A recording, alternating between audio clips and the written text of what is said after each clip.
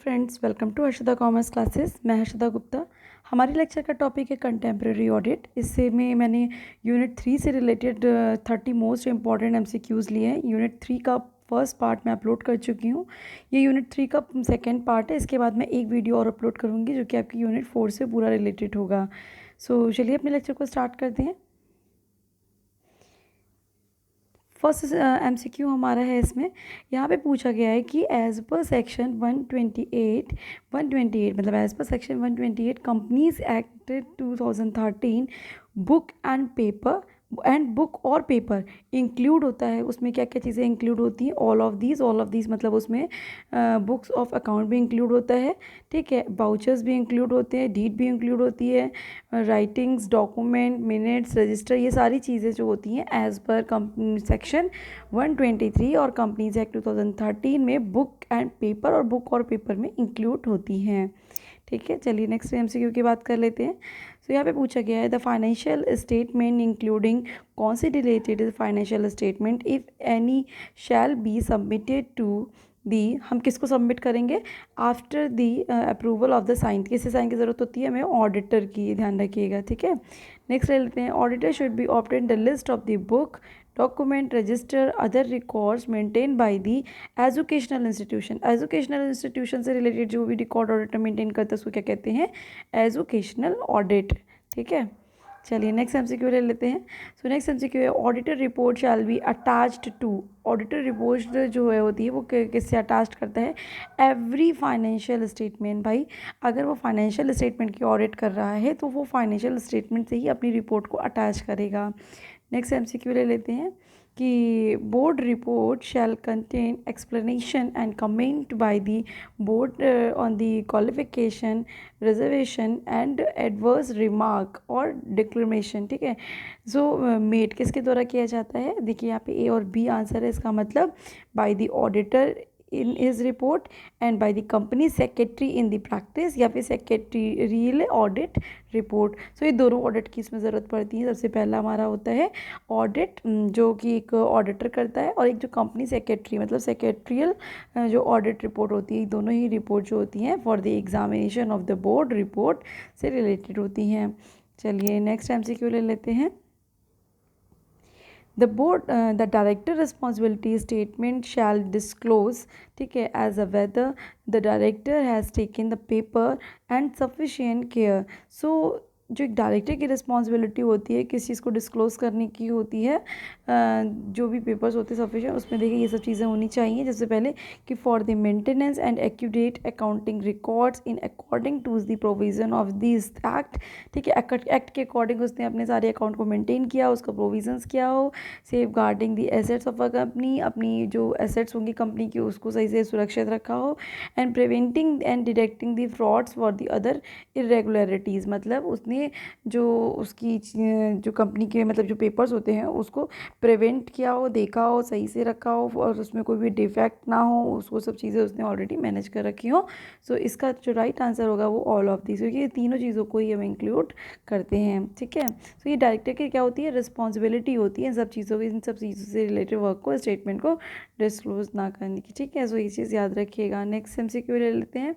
Next MCQ है जो SA मतलब स्टैंडर्ड ऑडिट जो हमारा रूल है 701 डील करता है with the responsibility of the auditor to communicate. किससे कम्युनिकेट से related? Key audit matter paragraph से रिलेटेड। जो की ऑडिट मैटर पैराग्राफ है इन द ऑडिट रिपोर्ट उससे रिलेट करता है 701, ठीक है। नेक्स्ट ले लेते हैं 701 might also be assist the user of the financial statement to understand the entity and also help in the, किसमें और हेल्प करता है?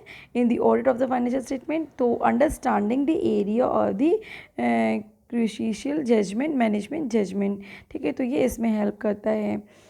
नेक्स्ट एमसीक्यू ले लेते हैं। The auditor should take into the account which factor while determining the key audit matter. तो उस की ऑडिट मैटर के लिए, ऑडिटर के लिए कौन कौन से फैक्टर डिटरमाइनिंग होते हैं? तो ये तीनों ही फैक्टर डिटरमाइनिंग होते हैं। ये देख लेते हैं कौन से हैं। Area of high assessed risk of the management, sorry material misstatement, highly certain management estimates the effect of these significant event and transaction that required the period during the period। तो ये तीनों ही जो होते हैं वो important होते हैं। चलिए नेक्स्ट एमसीक्यू ले लेते हैं। नेक्स्ट एमसीक्यू हमसे पूछा गया है, if there is capital loss the auditor should, अगर कैपिटल लॉस होता है तो auditor should allow payment of dividends. ठीक है, नेक्स्ट ले लेते हैं। चलिए नेक्स्ट ले लेते हैं, auditor should see the amount received for the premium issue of share should be issue share premium account. So इसमें दिखाना चाहिए ऑडिटर को शेयर प्रीमियम अकाउंट। देखिए यहाँ पे पूछा गया है कि सेक्शन 143 कंपनीज एक्ट जो होता है, कंपनीज एक्ट, ये गलत कर दीजिए, गलत लिखा है बेटा, यहाँ पे कंपनीज एक्ट 2013 है। तो जो कंपनीज एक्ट 2013 का सेक्शन 143 है वो किससे डील करता है, power and rights of the auditor, power and rights of the auditor से डील करता है सेक्शन 143 कंपनीज एक्ट 2013। चलिए नेक्स्ट एमसीक्यू ले लेते हैं। An auditor of the government company has be submitted the report. देखिए जो गवर्नमेंट कंपनी का ऑडिटर जो होता है वो रिपोर्ट किसको सबमिट करता है, सेंट्रल गवर्नमेंट को करता है। ठीक है, ये चीज़ याद रखिएगा। सो नेक्स्ट एमसीक्यू ले लेते हैं। While checking the allotment of the share the auditor should see that it is made written. कितने डेज में होना चाहिए, 120 days issue of the prospectus. ठीक है, ये ध्यान रखिएगा। A company can issue the redeemable preference share if authorised by, किसके द्वारा रिडीमेबल प्रेफरेंस शेयर को इशू कर सकता है, अगर वो ऑथराइज्ड हो हमारे आर्टिकल ऑफ एसोसिएशन, किसके द्वारा, आर्टिकल ऑफ एसोसिएशन के द्वारा अगर ऑथराइज्ड होगा तभी एक कंपनी जो है वो उसको रिडीमेबल शेयर्स को इशू कर सकती है। चलिए नेक्स्ट एमसीक्यू ले लेते हैं। नेक्स्ट एमसीक्यू यहाँ पे है, the premium received on the issue of share later forfeited should be transfer to the, किसी, मतलब देखिए प्रीमियम जब रिसीव जाता है लेटर फॉरफिटेड तो उसको किसी भी अकाउंट में ट्रांसफ़र नहीं करते हैं। ठीक है, नेक्स्ट ले लेते हैं। Special resolution means, special resolution का मतलब होता है 2/3 मेच्योरिटी। स्पेशल रेजोल्यूशन का मतलब क्या होता है, 2/3 सिक्योरिटी। नेक्स्ट ले लेते हैं। नेक्स्ट हमारा स्टैट्यूटरी लायबिलिटी जो होती है ऑफ एन ऑडिटर, उसको किस में इंक्लूड किया गया है। सो उसमें उसको जो इंक्लूड किया गया है statutory liability of the auditor, उसको लायबिलिटी कंपनी एक्ट 2013 में इंक्लूड किया गया है। इसके अलावा उसको liability under the Indian panel code में भी इंक्लूड किया गया है। किस में इंक्लूड किया, दो चीज़ों में। देखिए statutory liability of the auditor को दो चीज़ों में इंक्लूड किया, एक तो कंपनी एक्ट 2013 में और एक इंडियन पैनल कोड में। ठीक है, ध्यान रखिएगा। चलिए नेक्स्ट एमसीक्यू ले लेते हैं। Power and right of the auditor include, जो ऑडिटर के राइट्स और पावर होती है तो क्या क्या चीज़ें इंक्लूड होती है, ऑल ऑफ दी अबव। चलिए देख लेते हैं इसमें क्या क्या है।